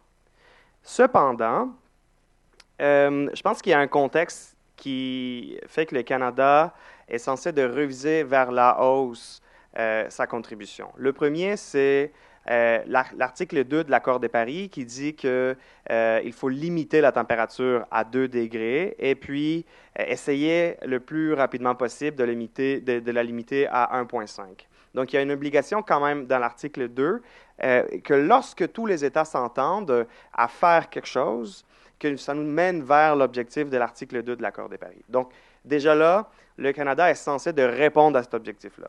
Mais il y a aussi le contexte à l'extérieur des COP. Autrement dit, la raison pour laquelle il y a eu le Climate Action Summit du secrétaire général des Nations Unies, c'est parce qu'on s'est rendu compte que les plans climatiques domestiques à l'échelle mondiale nous menaient vers un monde au-delà où la température globale était au-delà de 3 degrés Celsius. Et puis, c'est pour ça que on essaye, le secrétaire général des Nations Unies essaye de chercher des façons pour faire comprendre au pays que business as usual, ça ne fonctionne plus. Puis, il y a aussi le contexte des gens dans la rue, notamment des jeunes, comme Léa le mentionnait tantôt. Et puis, dans un contexte de gouvernement minoritaire, tu as quand même 3 partis politiques qui veulent faire avancer l'agenda climatique et qui ont, en fait, les autres partis politiques ont, en fait, des agendas beaucoup plus ambitieux que celles du Parti libéral. Ça, dans un contexte des élections. Le gouvernement du Canada s'est déjà engagé, en fait, dans des façons officieuses à reviser l'ambition de sa cible et le Parti libéral, pendant les élections, il a fait 2 promesses. La première, de reviser vers la hausse sa contribution nationale, puis la deuxième, d'atteindre la carboneutralité. C'est les 2 engagements que le Parti libéral a fait. Alors, dans un contexte de gouvernement minoritaire, je pense que la balance du pouvoir la détient des partis politiques qui peuvent faire avancer son plan climatique. Cela dit, d'un point de vue réaliste, c'est peut-être la dernière fois où le Canada, ou l'une des dernières fois, en fait, si l'on tient en considération les données du dernier rapport du GIEC, si l'on tient en considération les cycles d'ambition de l'accord de Paris de 5 ans, c'est peut-être la dernière fois où le Canada pourrait proposer un plan climatique qui peut s'exécuter dans le temps, de façon responsable, et où l'on peut réellement contribuer de façon globale à limiter la hausse de température à 1,5 degrés Celsius. Donc, non seulement il y a une responsabilité morale, non seulement on a vu une volonté politique, mais le cycle de révision de NDC demande en fait au Canada de le faire en 2020. Donc, les conditions sont quand même là pour que le Canada puisse en fait répondre à ce que la communauté internationale est en train de le demander. Je continue, oui, avec mon micro. Effectivement, le contexte canadien est particulièrement difficile. Par contre, pour échanger avec les différentes provinces et territoires, on voit aussi que les élections ont amené des changements significatifs dans certaines provinces. Et je pense entre autres là, à la Colombie-Britannique, à la Nouvelle-Écosse, Nouveau-Brunswick. C'est sûr qu'on parle des maritimes qui sont moins populeuses, qui ont peut-être moins de poids sur l'échiquier canadien. Par contre, on voit leurs cibles, leurs objectifs, en tout cas tendre vers la carboneutralité. Puis ça, on verra aussi avec le PEC au Québec, ça crée une pression. Et je pense, comme Eddie le mentionne, la pression, on l'a senti auprès de la population, des jeunes, différentes parties prenantes. Là, ça sera l'Ouest canadien aussi là, qui reste à voir là, comment il y aura un positionnement. Mais si je prends le gouvernement canadien comme tel, il s'agit aussi de connaître qui sera le ministre là, porteur là, du dossier de l'environnement. Là, on a bien hâte de savoir avec qui on va travailler au cours des prochaines semaines. Là. Ça devrait se faire d'ici la fin du mois. Ça va être déterminant. Juste à penser, en janvier, là, il y a le début de la décontestation là, de la tarification carbone, là, le Saskatchewan qui conteste là, les façons de faire du fédéral à laquelle l'Ontario a participé. Et le Québec va aussi intervenir dans la mesure où il souhaite dire On a été proactifs, on a été des leaders dans le domaine, on a établi une tarification carbone, un marché sur lequel on peut reposer aussi, où on peut utiliser les revenus du marché du carbone pour financer notre ambition climatique.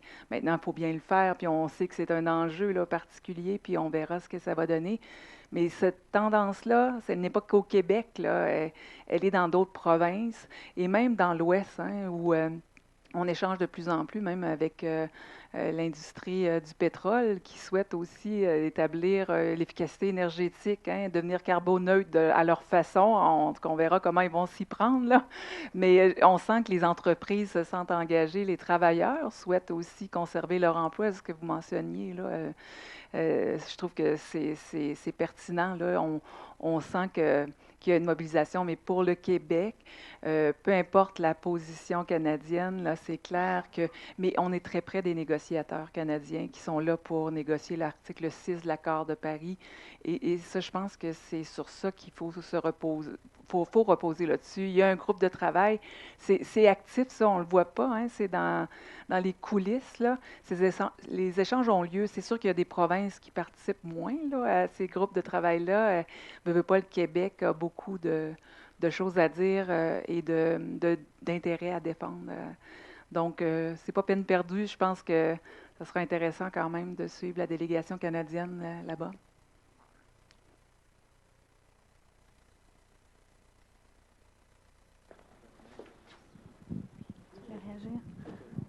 Oui.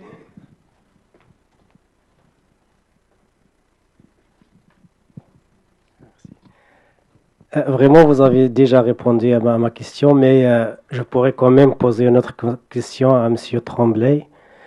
Est-ce que vous avez des investissements, des investissements de fonds verts, par exemple, à la place, par exemple, d'accompagner les investissements du secteur privé qui travaille dans, par exemple, dans les secteurs qui causent plus des émissions? Est-ce que vous avez par exemple, est-ce que vous accompagnez, par exemple, des fonds, des investissements qui sont verts, exactement, des fonds verts? Par exemple, l'exemple que je vais donner, par exemple, c'est que le capital au Québec, c'en est un fonds, ça, qui investit, par exemple, dans Enerchem. Je ne sais pas si vous connaissez, c'est une technologie inventée au Québec, extrêmement innovante, pour prendre nos déchets domestiques, transformer ça en énergie. C'est un exemple. Donc, on investit directement et on investit aussi dans des fonds qui, eux, investissent dans des nouvelles technologies, effectivement, ou des entreprises qui peuvent être innovantes en environnement. Oui, on a une partie de notre portefeuille qui est consacrée à ça, effectivement, là. Merci.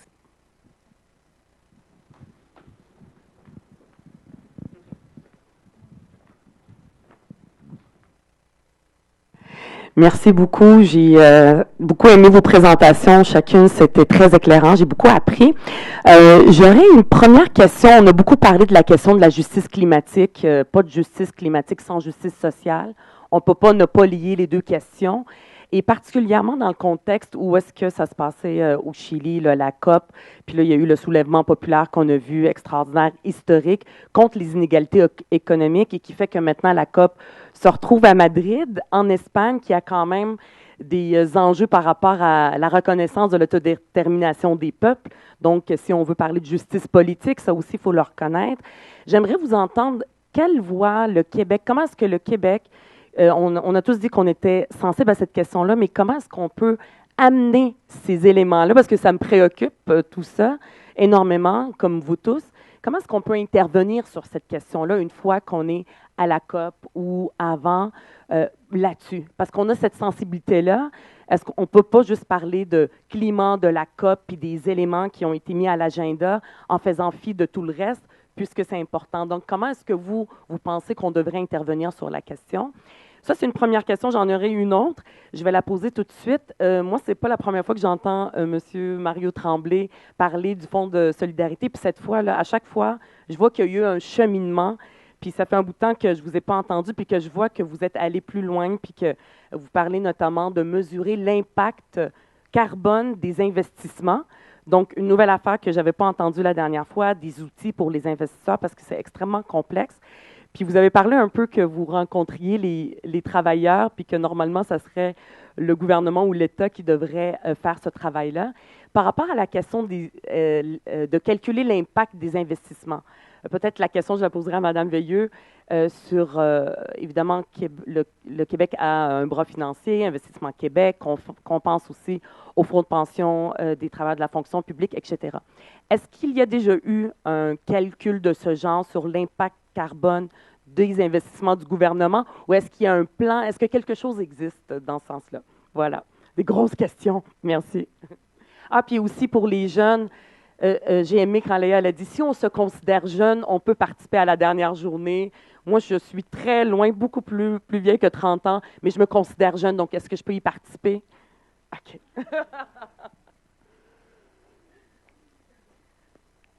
L'intervention, je pourrais débuter, si vous voulez, là, sur la première question de la transition juste. Là, effectivement, je pense qu'il y a différentes façons d'intervenir. Puis en amont là, de la COP, c'est essentiel. Là, et ça fait partie des discussions actuellement là, qu'on a, notamment à travers les différents groupes de travail là, de la Banque mondiale ou des regroupements internationaux qui abordent les marchés du carbone.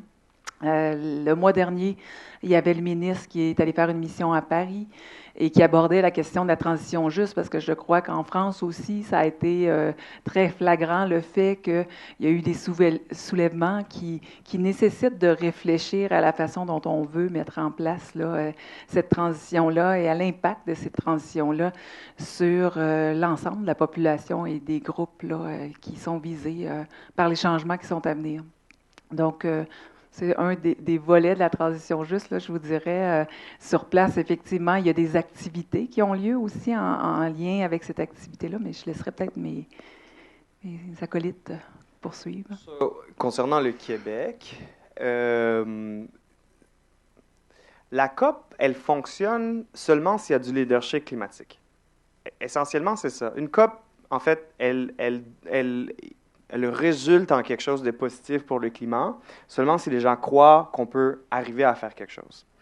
Avant 2015, le Québec était beaucoup plus actif, beaucoup plus présent que même le gouvernement du Canada sur plusieurs questions liées au protocole de Kyoto. Que ce soit même dans les négociations sur le Clean Development Mechanism, qui est le marché du carbone, qui a eu lieu avant celui qu'on est en train de négocier en ce moment à l'intérieur de l'article 6, que ce soit même dans la finance climatique. Le gouvernement du Québec a été la première région au monde entier à donner de l'argent, en fait, à devenir un contributeur à la finance climatique internationale. Et donc, à l'intérieur de ce contexte de leadership climatique, le Québec a su toujours se positionner. En 2015, même Al Gore a dit que l'un des endroits dans le monde qui menait l'action climatique à l'échelle mondiale, c'était le Québec. Alors, la question qu'on se pose tout le temps et que je me pose tout le temps lorsque je pense à la participation du Québec à l'échelle mondiale, c'est quel rôle veulent-ils jouer? Et donc, aujourd'hui, on est dans un contexte où tout le monde est en train de réviser sa contribution, sa cible, son plan climatique. Et le Québec a une histoire à raconter. Dernièrement, cette année, le Québec a annoncé une subvention de 3 millions de dollars au Fonds de l'adaptation, l'un des fonds que personne ne veut entendre parler et qui est devenu un enjeu politique international. Et puis, ces genres de gestes-là démontrent que le Québec a une place non seulement intéressante, mais qui mène d'autres à agir de façon beaucoup plus rapide.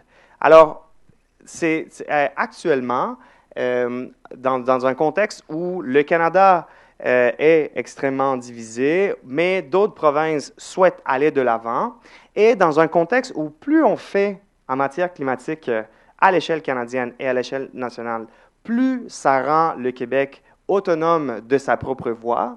Il y a une place extrêmement importante pour que le Québec prenne une plus grande place. Que ce soit, par exemple, en regardant le fait que la Catalogne est la seule région en Espagne qui a déjà déclaré la carboneutralité comme objectif en 2050. L'Espagne est en train de négocier en ce moment, mais c'est la Catalogne qui a mené ce débat-là. Que ce soit, par exemple, en regardant l'Écosse, une autre région en fait, nation qui a l'un des plans climatiques les plus importants en Angleterre. Et au Québec, ben, si le Québec pourrait mener l'un de ces débats-là en matière de carboneutralité, en matière d'action climatique ambitieuse, en matière de financement, en matière de juste part, eh bien, moi, je ne vois pas pourquoi le Québec ne le ferait pas.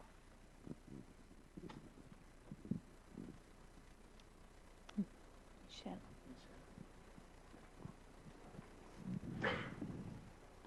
Merci. Tous les quatre, vous allez être à la COP où vous représentez un organisme ou l'État qui va être présent à la COP 25. Quels sont vos liens avec les pays du Sud, avec la francophonie, les jeunes? Pour nous, c'est important que on soit solidaires et que nos voix soient unies, mais faire entendre les enjeux des pays du Sud, quelle est leur place, quel est leur leadership, quel va être l'enjeu pour l'ensemble de la planète et particulièrement comme Québec. Oui, on a nos cibles, mais quel rôle on va jouer dans cette dynamique-là? Alors, ma question, c'est à vous quatre que je la pose. Ben, je peux peut-être commencer. En fait, je sais, nous, le Fonds de solidarité, évidemment, on est proche du mouvement syndical, donc on fait partie, comme moi, c'était ma première COP l'an dernier, donc j'étais avec eux, je faisais partie du groupe. On va dans différentes rencontres, et pour moi, ce qui est extraordinaire aussi, c'est le mouvement syndical, il est partout dans le monde, via la CSI, qu'on appelle la Confédération syndicale internationale.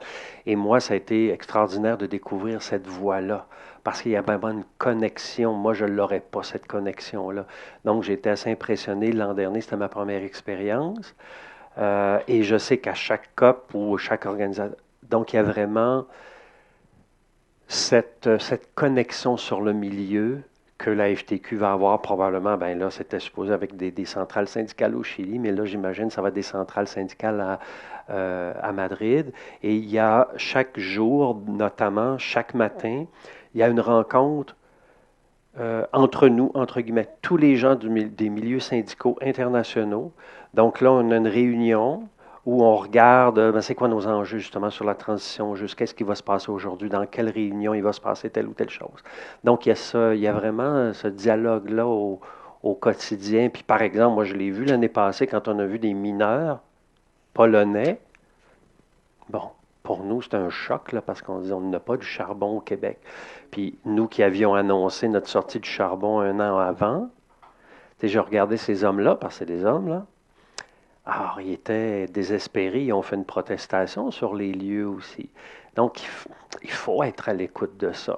Puis, en même temps, on était très critique du gouvernement polonais qui avait l'air de se traîner les pieds, mais on regardait ces hommes-là qui étaient désespérés de voir qu'est-ce qui va nous arriver, nous. Alors, c'est un dialogue, on le voit ça quand on va à la COP. Je veux dire, quand on revient, on n'est pas indemne, j'imagine. Moi, c'était ma première, mais j'imagine j'irai à une autre que je vais revenir avec autre chose. En tout cas, je vous partage ce que j'ai vécu, là, mais...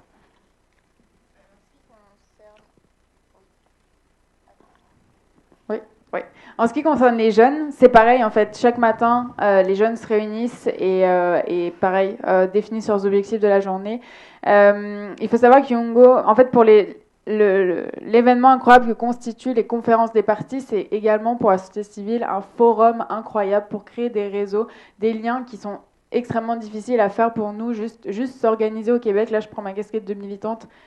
C'est compliqué parce que justement il y a les enjeux Montréal versus région, puis là on nous demande justement, et c'est pourtant indispensable pour nous aussi d'aller entendre la voix et promouvoir la voix des jeunes qui sont dans les pays du Sud. Pour autant, c'est ça, c'est que la COP constitue un réseau incroyable et un espace où tout le monde peut se regrouper pour créer des liens, des réseaux et ensuite rester en contact.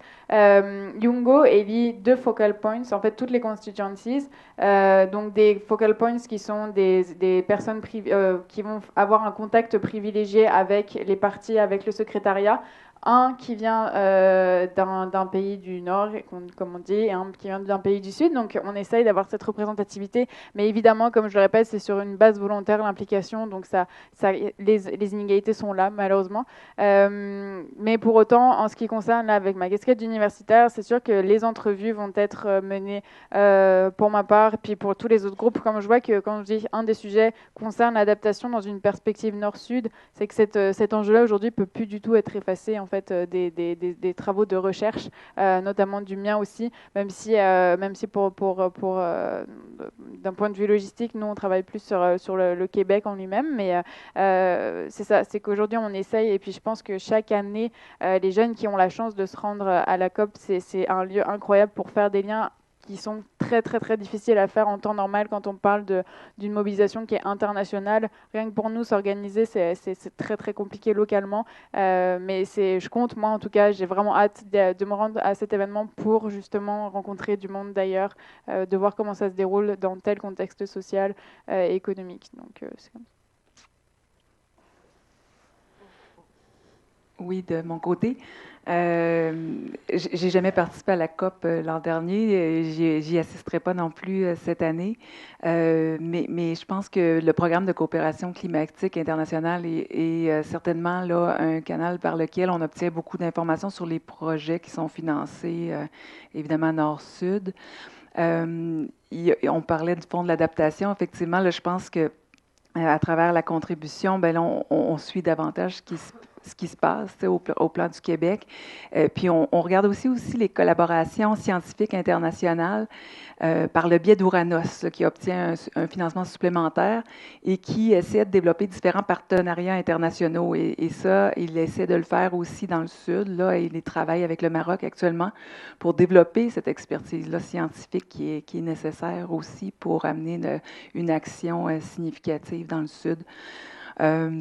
Pour ce qui est du PCCI, demain, il y a une journée spéciale là, pour faire le point. Donc, c'est sûr qu'on essaie aussi de voir, est-ce que notre programme, il fonctionne bien? Est-ce qu'on peut l'adapter? Est-ce qu'il y a des façons de donner cette voix-là, là, comme vous le dites, là, aux pays du Sud, qui sont aussi, on ne se le cachera pas, on travaille beaucoup avec les pays de la francophonie. Et dans le cadre des COP, il y a aussi beaucoup d'activités qui amènent là, le partage entre les pays membres de l'Organisation internationale de la francophonie. Donc, ça, c'est des différentes façons là, d'y parvenir. Oui. Donc, les COP, c'est organisé par grands groupes de négociation, dont la plupart, en fait, les plus grands groupes sont les groupes des pays du Sud. Que ce soit les groupes de l'Afrique, que ce soit les groupes des États insulaires, que ce soit les groupes des pays latino-américains, les groupes des pays arabes. C'est notamment les plus gros groupes, en fait, de négociation à l'intérieur de la COP. Le réseau Action Climat est dans 120 pays et représente à peu près 1400 organisations. Et c'est quand même le plus grand groupe qui participe aux négociations climatiques. Et donc, notre mandat, c'est de suivre la COP sur plusieurs niveaux.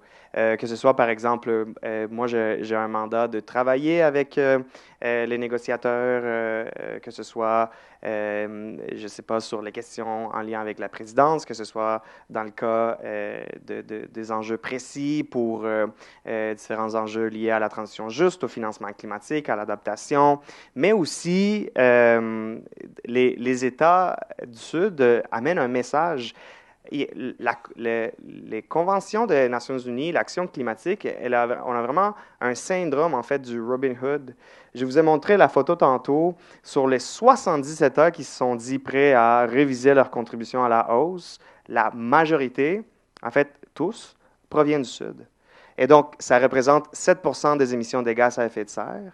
Ils sont prêts à agir, mais l'action climatique chez eux est beaucoup plus coûteuse. Et donc, c'est vraiment ce genre de dynamique-là qui s'établit à l'intérieur des COP.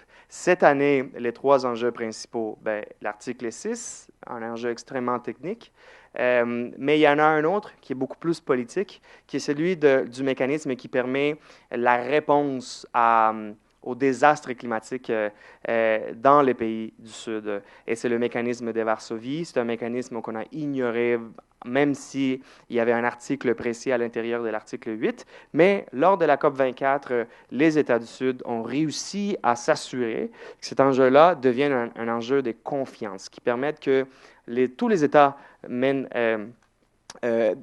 puissent établir une confiance entre eux. Alors, cette année, il devrait y avoir une décision là-dessus qui potentiellement permettrait à ce mécanisme-là de chercher plus de financement.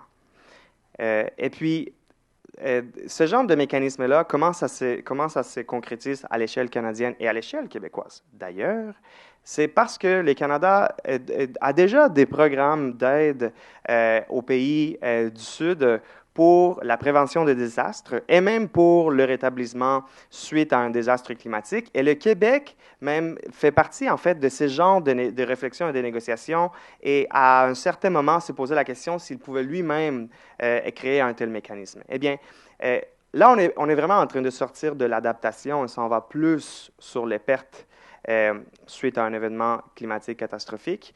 C'est l'enjeu politique pour cette COP25-là, et c'est les pays du Sud qui vont mener ces débats-là. Merci beaucoup à tous les quatre pour vos présentations. Donc, Mesdames Léa Hilardeau et Sarah Veilleux, Messieurs Mario Tremblay et Eddie Perez, ça a été un plaisir de vous entendre ce soir. Je vous remercie d'avoir pris d'ailleurs votre lundi soir pour venir discuter d'enjeux aussi importants. Je pense que si on en entend autant parler, c'est entre autres parce qu'il y a eu une forte mobilisation de la société civile menée par les jeunes qui nous rappellent l'urgence climatique. Donc, je trouvais particulièrement important qu'on soit réunis ce soir, que ce soit en web diffusion ou encore en personne. Avant de quitter, je vous inviterai à remplir le formulaire d'évaluation, et on a également Denis qui veut vous dire quelques mots là, en lien avec les prochains événements. Donc je vous rappelle pour l'évaluation, il y a des petites fiches comme ça. Ça nous aide beaucoup pour la reddition de comptes et aussi à améliorer les prochains événements. Donc, pour les gens qui ont suivi ou qui sont encore avec nous là, en ligne, vous pouvez aussi remplir l'évaluation en suivant le lien qui est là. Donc, en fait, je voulais juste terminer en vous lançant deux invitations. La première, il y aura une autre conférence cette semaine, donc le 7 novembre à 19h30. Une conférence qui s'appelle Changeons le système, pas le climat, qui est dans le fond la conférence officielle d'ouverture des Journées québécoises de la solidarité internationale. Et il y aura 3 conférencières extraordinaires, dont Catherine Gauthier, qui est en train de passer les formulaires d'évaluation. Catherine qui est là-bas, qui est directrice d'Environnement Jeunesse, qui a été animatrice avec nous ce soir et qui sera conférencière, dans le fond, dans le cadre de cet événement-là. Aussi, Isabelle Zuleta, qui vient de la Colombie, qui va nous parler de son travail dans la lutte contre les barrages, notamment là-bas. Et aussi, on aura Tara Ouska, qui est une femme autochtone, avocate, qui était la conseillère de Bernie Sanders sur les questions autochtones, fait partie de la Marche mondiale des femmes. Bref, quelqu'un que vous allez vouloir entendre. Je vous invite donc à venir jeudi à cette conférence. Et finalement, je vous invite aussi, la semaine prochaine, donc aujourd'hui, on parlait de la COP25. Nous, on est déjà aussi en train de préparer la COP26. Alors, l'année prochaine, donc vous savez, la COP26, donc en 2020, elle aura lieu en Écosse. Donc en novembre 2020, et on veut s'assurer qu'il y ait une grande mobilisation, notamment de la société civile québécoise pour y aller. Alors on prépare un collectif qui devrait regrouper environ une centaine de personnes et auquel vous êtes tous conviés, si ça vous intéresse. Donc, le seul critère, c'est d'avoir 18 ans ou plus et d'être intéressé à aller à la COP. Donc, on organise une séance d'information si la chose vous intéresse. Donc, la semaine prochaine, le 13 novembre, à 18h au bar Le Pourvoyeur sur Jean Talon. Et donc, ces collectifs-là sont organisés depuis 10 ans, notamment par les YMCA du Québec avec plusieurs partenaires. Et donc, celui-là va être organisé notamment avec la COSI, la FTQ, SUCO, Oxfam Québec et d'autres collaborateurs également éventuellement. Donc, on vous invite, si vous êtes intéressé, à venir à la séance d'information ou à nous écrire si vous voulez avoir plus d'informations aussi sur le sujet. Donc, là-dessus, je remercie encore une fois tous nos panélistes, nos animatrices, l'équipe de l'UDM. Merci à Simon de l'Université de Montréal qui nous a appuyés avec la logistique et aussi au ministère de l'Environnement et de la lutte contre les changements climatiques pour leur soutien financier qui a permis d'organiser l'événement aujourd'hui. Donc, là-dessus, je vous remercie et on espère vous voir jeudi et la semaine prochaine et encore à d'autres moments. Donc, merci.